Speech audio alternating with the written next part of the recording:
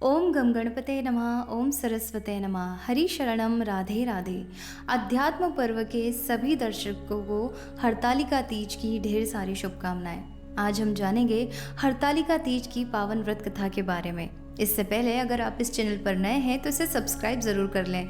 Video अगर पसंद आ रही है तो इसे लाइक और शेयर करना ना भूलें। तो आइए बिना किसी देरी के इस व्रत कथा को शुरू करते हैं।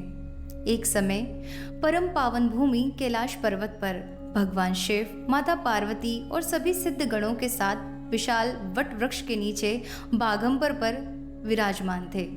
तब माँ पार्वती के मन में एक सवाल आया। उन्होंने कहा कि हे महेश्वर, मैं बहुत ही सौभाग्यशाली हूँ जो मैंने पति के रूप में आपको प्राप्त किया। आखिर मैंने ऐसे कौन से पुण्य अर्जन किए थे जिसके फलस्वरूप मुझे आप पति रूप में प्राप्त हुए। आप तो अंतर्यामी हैं, कृपया करके उस पावन व्रत कथा को मेरे समक्ष प्रकट कीजिए। तब भगवान शिव ने कहा कि हे वरानने, तुमने बहुत ही उत्तम व्रत कथा के बारे में मुझसे पूछा है। मैं तुम्हारे समक्ष इस गुप्त व्रत कथा को अवश्य प्रकट करता हूँ। जैसे तारागणों में चंद्रमा, नवग्रहों में सूर्य, पुराणों में महाभारत सर्वश्रेष्ठ माने गए हैं, उसी प्रकार सभी व्रतों में हरतालिका तीज का व्रत सर्वश्रेष्ठ कहा गया है।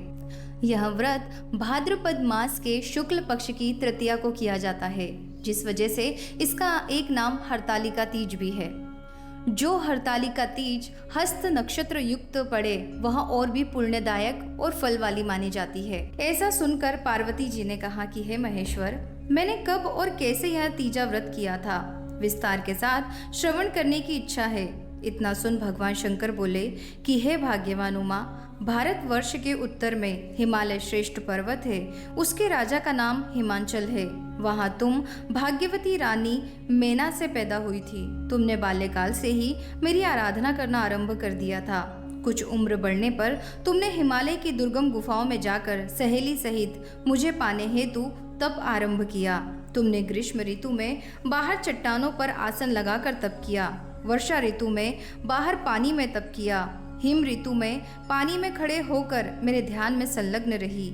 इस प्रकार 6 ऋतुओं में तपस्या करने पर भी जब मेरे दर्शन ना मिले तब तुमने उधर्वमुख होकर केवल वायु सेवन किया, फिर वृक्षों के सूखे पत्ते खाकर इस शरीर को क्षीण किया। ऐसी तपस्या में लीन देखकर महाराजा हिमाचल को अति चिंता हुई और तुम्हारे विवाह हेतु चिंता करने लगे।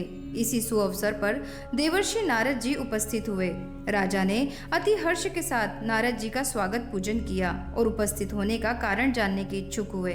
नारद जी ने कहा कि राजन, मुझे भगवान विष्णु ने भेजा है, जो चाहते हैं कि आपकी सुंदर कन्या को योग्य वर प्राप्त हो। इसलिए वैकुंठ निवासी शेषशायी भगवान ने आपकी कन्या का वरण स्वीकार किया है। क्या आपको स्वीकार है? राजा हिमाचल ने कहा कि महाराज, मेरा सौभाग्य है जो मेरी कन्या को विष्णु जी ने स्वीकार किया है और मैं अवश्य ही उन्हें अपनी कन्या उमा का कन्यादान करूंगा। यह सुनिश्चित हो जाने पर नारद जी ने वैकुंठ पहुंचकर श्री विष्णु भगवान से पार्वती जी के विवाह का पूर्ण होना सुनाया। इधर महाराज हिमाचल ने वन में पहुंचकर पार्वती जी को भगवान विष्णु के साथ विवाह होने का निश्चय सुनाया। ऐसा सुनते ही पार्वती जी को महान दुख हुआ। उस दुख से तुम विहल होकर अपनी सखी के पास पहुंचकर विलाप करने लगी। तुम्हारा विलाप देख सखी ने तुम्हारी इच्छा जानकर कहा कि देवी, मैं तुम्हें ऐसी गुफा में तपस्या के लिए ले चलूंगी जहां महाराज हिमाचल तुम्हें ढूंढ भी नहीं सकेंगे। ऐसा कहकर सहेली उमा सहित हिमालय की गहन गुफाओं में विलीन हो गई। तब महाराजा हिमाचल घबराकर पार्वती जी को ढूंढते हुए विलाप करने लगे कि मैंने विष्णु जी को जो वचन दिया है वह कैसे पूर्ण होगा। ऐसा कह वह मूर्छित हो गए। तब सभी पूर्ववासियों को साथ लेकर ढूंढने को महाराज ने पदार्पण कर ऐसी चिंता करके कि क्या मेरी कन्या को कोई व्याघ्र खा गया, या सर्प ने डस लिया, या कोई राक्षस हर कर ले गया। उस समय तुम अपनी सहेली के साथ ही गहन गुफाओं में पहुंचे बिना जल अन्न के मेरे व्रत को आरंभ करके नदी की बालू का लिंग स्थापित कर विविध वन पुष्प फलों से पूजन करने लगी। उसी दिन भाद्रपद मास की तृतीया शुक्ल पक्ष हस्त नक्षत्र युक्त प्राप्त थी। तुम्हारे द्वारा की गई मेरी पूजा के फलस्वरूप से मेरा सिंहासन हिल उठा, तो मैंने तुम्हें दर्शन दिए और तुमसे कहा कि देवी, मैं तुम्हारे व्रत और पूजन से अति प्रसन्न हूँ। तुम अपनी कामना का मुझसे वर्णन करो। इतना सुन तुमने लज्जित भाव से प्रार्थना की। आप अंतर्यामी हैं, मेरे मन के भाव आपसे छुपे नहीं हैं। आपको पति रूप में चाहती हूँ। इतना सुनकर मैं तुम्हें एवं गस्तु इच्छित पूर्ण वरदान देकर अंतर्धान हो गया। इसके बाद तुम्हारे पिता हिमाचल मंत्रियों सहित ढूंढते ढूंढते नदी तट पर मारे शोक के मूर्छित होकर गिर पड़े। उसी समय तुम अपनी सहेली के साथ मेरी बालू की मूर्ति विसर्जन करने हेतु नदी तट पर पहुंची। उसी समय तुम्हारे नगर निवासी मंत्रीगण सहित हिमाचल तुम्हारे दर्शन कर अति प्रसन्नता को प्राप्त हुए और लिपट लिपट कर रोने लगे और बोले, उमा, तुम इस भयंकर वन में कैसे चली आई जो अति भयानक है, जहाँ सिंह, व्याघ्र, जहरीले भयंकर सर्पों का निवास है, जहाँ मनुष्य के प्राण संकट में पड़ सकते हैं। इससे हे पुत्री, इस भयंकर वन को त्याग कर अपने गृह को प्रस्थान करो। पिता के ऐसा कहने पर तुमने कहा कि पिताजी, मेरा विवाह तुमने भगवान विष्णु के साथ स्वीकार कर लिया है, इसलिए मैं इसी वन में रहकर अपने प्राण विसर्जन करूंगी। ऐसा सुनकर महाराजा हिमाचल अति दुखी हुए और बोले, प्यारी पुत्री, तुम शोक मत करो। मैं तुम्हारा विवाह कदापि भगवान विष्णु के साथ नहीं करूंगा और तुम्हारा अभीष्ट वर जो तुम्हें प्राप्त है उन्हीं सदाशिव के साथ तुम्हारा विवाह करूंगा। पुत्री, तुम मेरे पर अति प्रसन्न हो। तब तुम सहेली के साथ नगर में उपस्थित होकर अपनी माता और सहेलियों से मिली। कुछ समय बाद शुभ मुहूर्त में तुम्हारा विवाह वेद विधि के साथ महाराजा हिमाचल व महारानी मेना ने मेरे साथ कर पुण्य अर्जन किया। हे सौभाग्यशालिनी, जिस सहेली ने तुमको हरण कर लिया, हिमालय की गुफाओं में रख मेरा तीज व्रत किया, इसी से इस व्रत का नाम हरतालिका पड़ा और यह व्रत सब व्रतों का व्रतराज हुआ। इस पर माता पार्वती ने कहा कि प्रभु, आपने मेरे मिलने की सुखद कथा सुनाकर मुझे प्रसन्न तो किया, पर इस व्रत करने का विधान व फल मुझे नहीं सुनाया। इसलिए कृपा करके मुझे इसके करने की विधि पृथक पृथक फल भी सुनाई है। इतना सुन के भगवान शिव ने कहा कि प्रिय, मैं इस व्रत राज का संविधान फल सुना रहा हूँ। यह व्रत सौभाग्यवती नारी व पति चाहने वाली कन्याओं को करना चाहिए। यह व्रत भाद्रपद के शुक्ल पक्ष की द्वितीया के शाम को आरंभ कर तीज का व्रत धारण करे। यह व्रत निराहार, बिना फल आहार और निर्जल रहकर करना चाहिए। भगवान शिव पार्वती की प्रतिमा सुवर्ण की स्थापित करके, केले, पुष्प आदि के खंभे स्थापित करके, रेशमी वस्त्र के चंदोवा तान कर बंधनवार लगा, शिव का बालू का लिंग स्थापित करके पूजन, वैदिक मंत्र, स्तुति, गान, वाद्य, भेरी, शंख, मृदंग, झांझर आदि से रात्रि जागरण करना चाहिए। और भगवान शिव का पूजन करने के बाद फल, फूल, पकवान, लड्डू, मेवा, मिष्ठान, तरह तरह के भोग की सामग्री समर्पण कर फिर ब्राह्मण को द्रव, अन्न, वस्त्र, पात्र आदि का दान श्रद्धा युक्त देना चाहिए।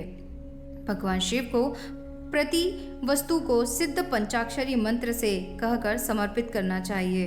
प्रार्थना करते समय अपनी कामना इच्छा को भगवान के सामने प्रेषित करें। फिर पार्वती जी से आगे लिखी प्रार्थना करें। जय जगमाता मेरी भाग्य विधाता, तुम हो पार्वती शिव प्यारी, तुम दाता नंद पुरानी, सती संतों में रेख तुम्हारी, जय हो आनंदाता। जय जगमाता मेरी भाग्य विधाता, इच्छित वर में तुमसे पाऊं, भूल चूक को दुख न उठाऊं, भाव भक्ति को तुमसे पावो, कर दो पूरन दाता। जय जगमाता मेरी भाग्य विधाता। प्रार्थना के बाद पुष्पों को दोनों हाथों में लेकर पुष्पांजलि समर्पण करें। फिर चतुर्थी को शिवलिंग को किसी नदी या तालाब में विसर्जन करें। फिर 3 ब्राह्मणों को भोजन करा के दक्षिणा दे। इस प्रकार यह व्रत पूर्ण करने से नारी सौभाग्यवती होती है और धन व पुत्र पौत्रों से सुखी जीवन व्यतीत करती है। कन्या को व्रत करने से कुलीन, विद्वान, धनवान वर प्राप्त होने का सौभाग्य प्राप्त होता है। हे देवी, जो सौभाग्यवती नारी इस व्रत को नहीं धारण करती, वह बार बार वैधव्य व पुत्र शोक को प्राप्त होती है। जो नारी तृतीया के दिन व्रत रखकर चोरी से अन्न खाती है, वह शुक्री का जन्म पाती है। जो फल खाती है, वह बंदरिया की योनि प्राप्त करती है। जो जल पीती है, वह जोंक का जन्म लेती है। जो दूध पीती है, वह सर्पिणी का जन्म ग्रहण करती है। जो नारी मांस खाती है, वह बाघिनी होती है। जो दही खाती है, वह बिल्ली का जन्म पाती है। जो मिठाई खाती है, वह चींटी के जन्म को धारण करती है। जो सब चीज़ें खाती है, मक्खी का जन्म लेती है। जो उस दिन सोती है, वह अजगरी योनि को प्राप्त होती है। हे उमा, जो इस व्रत को श्रद्धा विधि से धारण करती है वह मुझसे पति प्राप्त करती है। वह दूसरे जन्म में तुम्हारे समान स्वरूपवान हो करके इस संसार में उत्तम उत्तम सुख भोग को प्राप्त होती है। इस व्रत के करने के बाद नारियां शिवलोक वासी होती है। तो ये थी हरतालिका तीज व्रत कथा। आशा करती हूँ कि आपको पसंद आई होगी। अगर आपको यह कथा पसंद आई तो इसे लाइक और शेयर ज़रूर करें। चैनल पर नए हैं तो सब्सक्राइब करें, बेल आइकन को ज़रूर प्रेस करें ताकि इस चैनल पर प्रसारित हो रही सभी नोटिफिकेशन आपको बिल्कुल फ्री मिले। राधे राधे।